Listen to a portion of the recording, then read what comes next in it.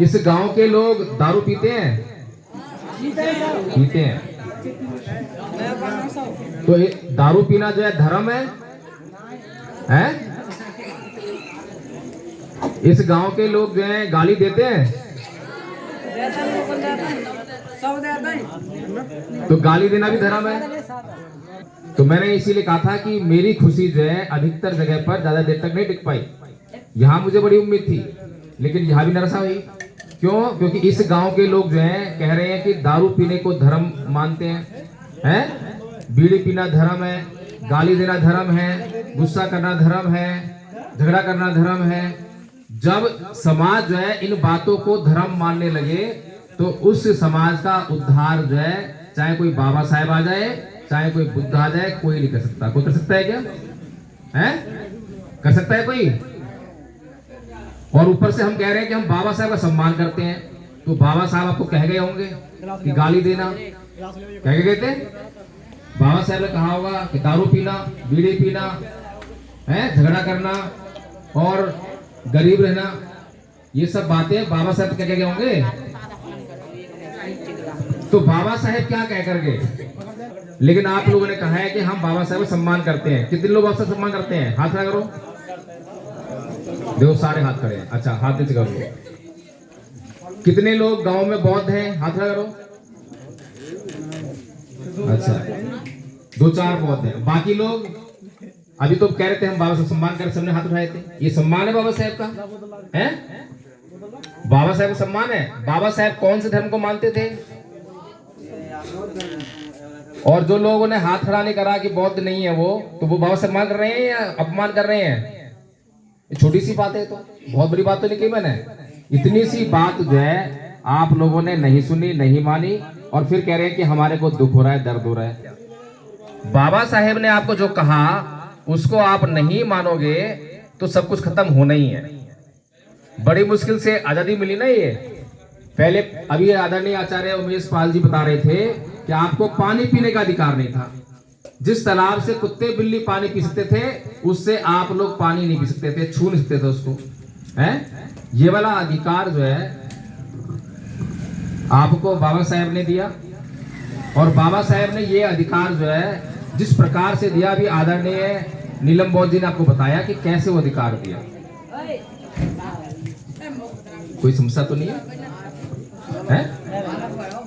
बालक हुआ? अच्छा, चलो बहुत खुशी की बात है। तो मंगल कामनाएं हैं, और बालक जो है बाबा साहेब के मिशन को आगे बढ़ाए, ऐसी हम सोच लेते हैं। कौन चिल्ला रहा है?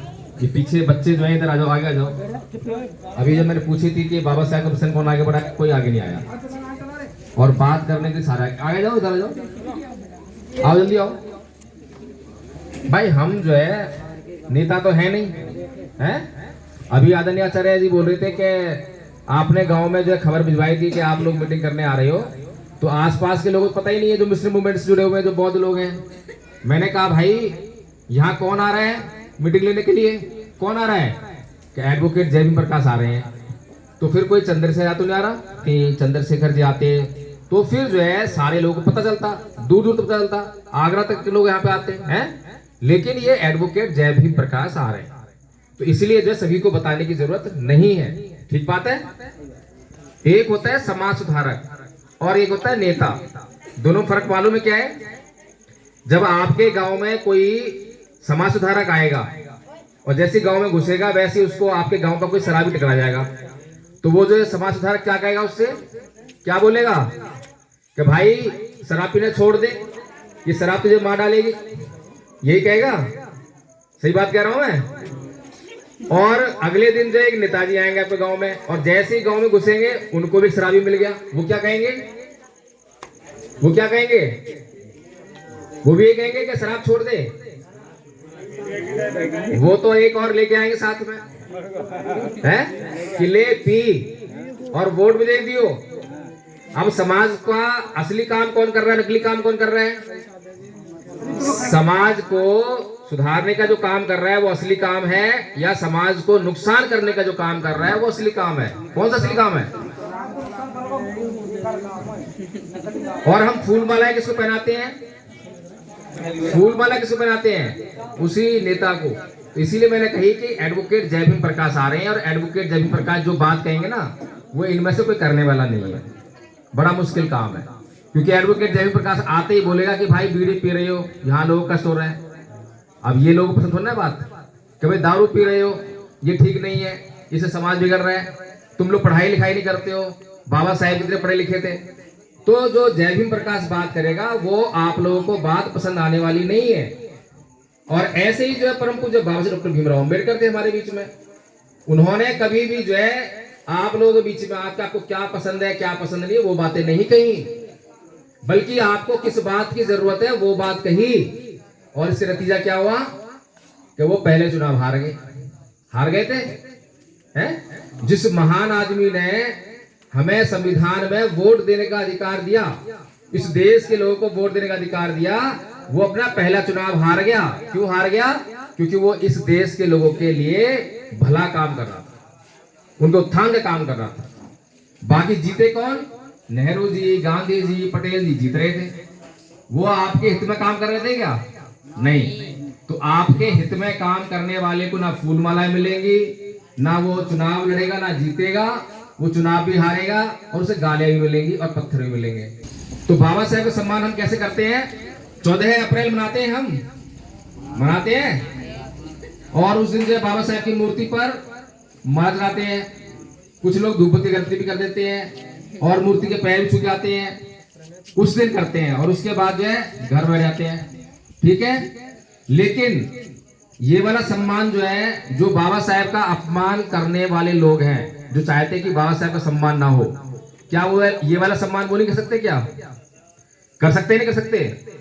बाबा साहेब की मूर्ति पर फूल चढ़ाकर ही सम्मान करना है, तो ये वाला सम्मान बाबा साहेब का अपमान करने वाले लोग भी कर सकते हैं। कर सकते हैं ना, आसान काम है। तो माला चढ़ानी है। और जो लोग बाबा साहेब का अपमान करना चाहते हैं, अगर उनको मालूम पड़ जाए कि इस बिधौनी गांव में बाबा साहेब को मानने वाले लोग हैं, तो वो आपके बीच में बड़ा मंच लगवाएगा अपने पैसों से भाषण देने के लिए, और यहाँ आके घोषणा करके जाएगा कि एक और बड़ी मूर्ति लगाओ बाबा साहेब की, और बाबा साहेब की पूजा करो। कहेगा नहीं कहेगा? तो ये काम तो आसान है, वो भी कर सकता है। लेकिन बाबा साहेब के असली लोग बाबा साहेब का असली काम करते हैं, और जब बाबा साहेब का असली काम होगा तो फिर आपके दुख मुसीबत दूर होंगे। अभी आपके ऊपर कोई दुख मुसीबत है या मौज मार रही हो? है? मैं तो जितने भी है ना, जैसी मोबाइल खोलूंगा, संविधान खतरे में, लोकतंत्र खतरे में, आरक्षण खतरे में, सब खतरे में। खतरे में तुम कह रहे मौज आ रही है? ऐसे मौज आ रही है?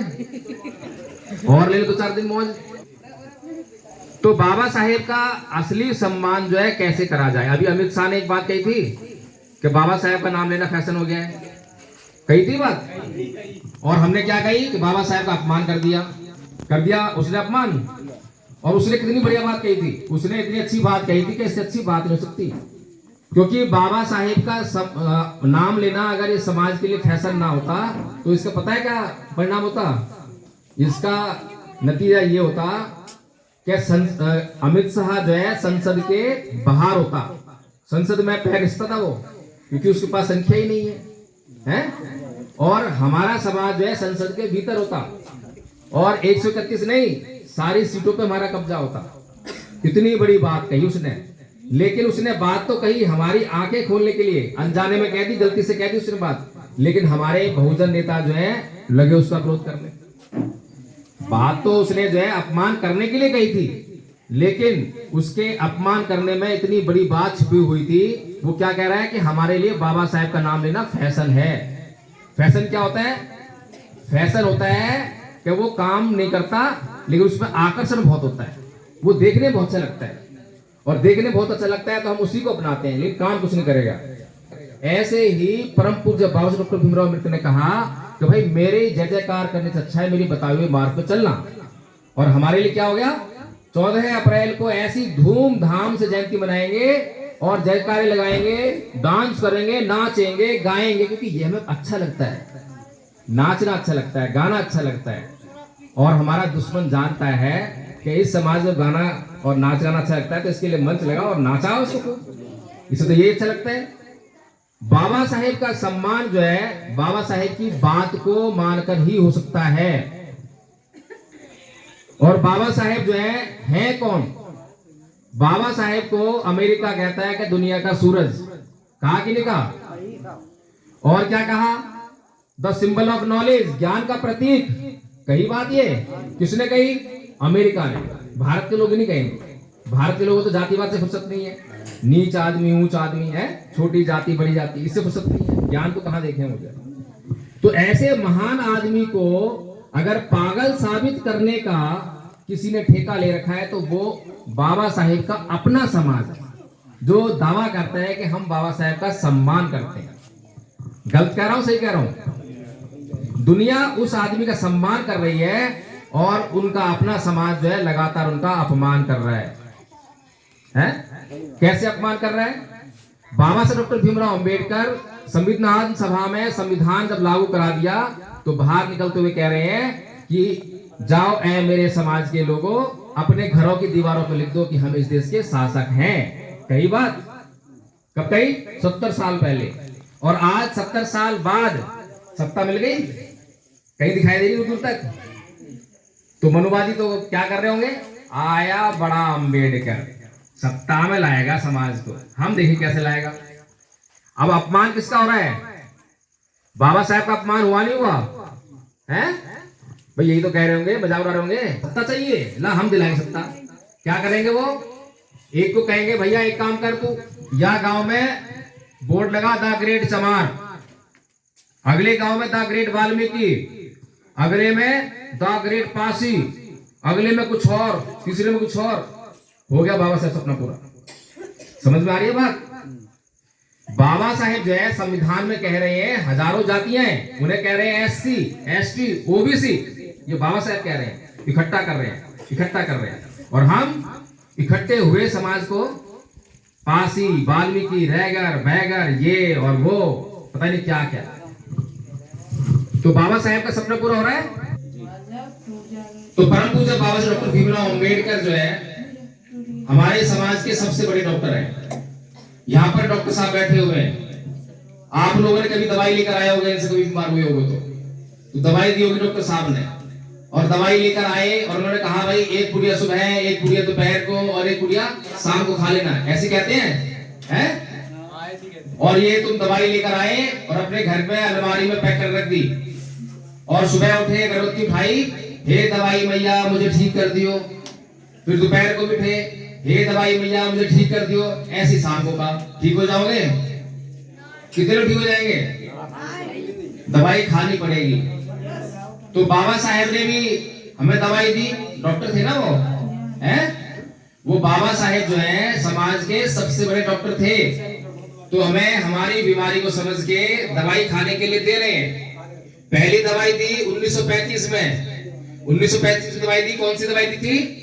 कि मैं हिंदू धर्म में पैदा हुआ, ये मेरे बस की बात नहीं थी, लेकिन मैं हिंदू मरूंगा नहीं। ये दवाई हमारे समाज ने खाई। बताओ मुझे, ये दवाई हमारे समाज ने खाई? नहीं खाई। तो ठीक नहीं हो सकते कभी भी। फिर दूसरी दवाई बाबा साहेब ने दी 1956 में, बौद्ध धर्म को ग्रहण करने के लिए कहा। हमें कह रहे हैं, खुद के लिए नहीं, खुद तो पूरा उद्धार किया उन्होंने अपना जो है। कोई कमी नहीं बाबा साहेब के पास। कोई कमी थी क्या? सबसे पढ़े लिखे आदमी, किसी चीज की कमी नहीं है, लेकिन उनके समाज पे कमी ही कमी है। एक बार की बात है, बाबा साहेब डॉक्टर भीमराव अंबेडकर और नेहरू जी संसद से बाहर आ रहे थे। नेहरू जी बाबा साहेब से बोले, अरे बाबा साहेब तुम किन लोगों के लिए काम कर रहे हो? ये समाज तुम्हें कुछ देने वाला नहीं है। अच्छा हो तुम कांग्रेस ज्वाइन कर लो, तुम्हें बहुत कुछ मिलेगा। और बात भी ठीक थी, क्योंकि बाबा साहेब अपना पहला ही चुनाव हार गए थे। जिस देश के लोगों को बाबा से मिलेगा, बल्कि बैलेट पेपर से न मिलेगा, बड़े खुश थे।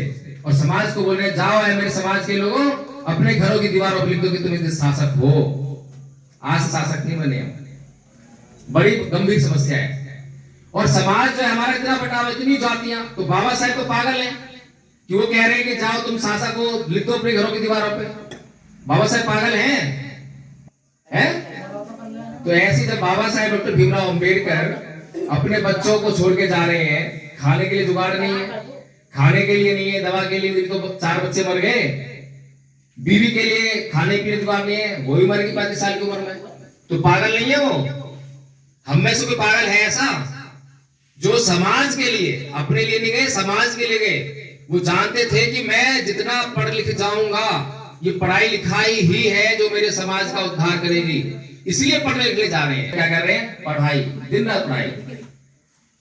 और जब उनको संविधान बनाने का मौका मिला तो उनको डायबिटीज है, पैर में बहुत दर्द हो रहा है, तो पंखे में रस्सी लटका देते हैं और उस पर अपना पैर लटका के और फिर किताब पढ़ रहे हैं, क्योंकि संविधान बनाने का बड़ी मुश्किल से मौका मिला है। और वो जानते हैं कि अगर ये मैंने संविधान नहीं बनाया तो फिर संविधान में मनुवादी लोग बनाएंगे और इस पर फिर जो है मेरे समाज का उद्धार कभी नहीं हो पाएगा। अगर मेरे समाज को मुझे मुक्त कराना है, आजाद कराना है, तो मुझे बहुत बेहतरीन मौका मिला है और मुझे किसी भी कीमत पर ये संविधान बनाना ही पड़ेगा।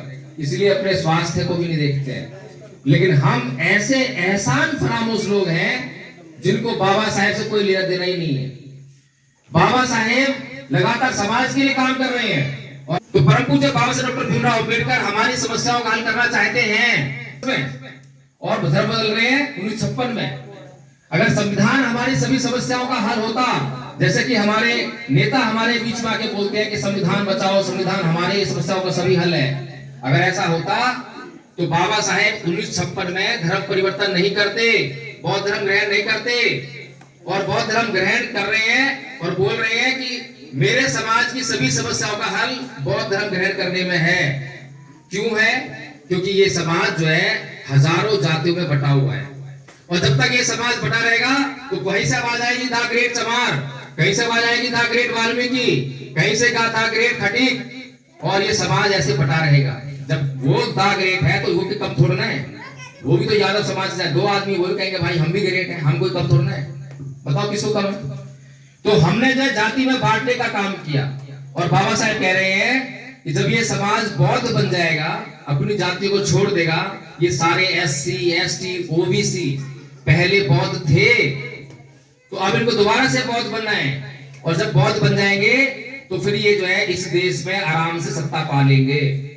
SC, ST, OBC संख्या कम नहीं है, 50% से तो ऊपर होगी। अगर ये लोग बौद्ध बन गए तो इनकी सारी समस्याएं हल हो जाएंगी। लेकिन हमें तो कुछ पता ही नहीं चल रहा ना, हमें पता ही नहीं बौद्ध धर्म है क्या। अच्छा, बौद्ध धर्म के बारे में कोई जानता है? कितने बौद्ध देवता है? हाथ रखो, बौद्ध कितने लोग हैं? अच्छा, आप भाई साहब आप भी बौद्ध हैं? बुद्ध को मानते हैं, अभी हो नहीं। अच्छा, बौद्ध पर आप बौद्ध हैं? पक्के बौद्ध हैं या वैसे ही आप बौद्ध हैं? ये सामने आप आ जाओ। जो वो बौद्ध बताओ जो बौद्ध धर्म के बारे में कुछ बता सके। आ जाओ, बताओ बौद्ध धर्म क्या है? जय भीम साथियों, नमो बुद्धाय।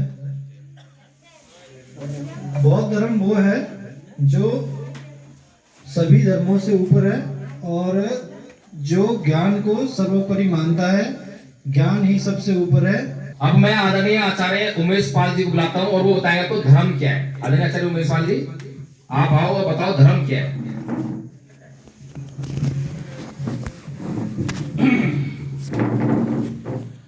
देखिए, जीवन जीने की शैली है धर्म, आचरण में उतारने की चीज है धर्म, व्यवहार की चीज है धर्म, जिससे हमारे जीवन में मंगलकारी काम हो, जिन्हें अपनाने से हमारा जीवन सुखमय हो जाए, वो धर्म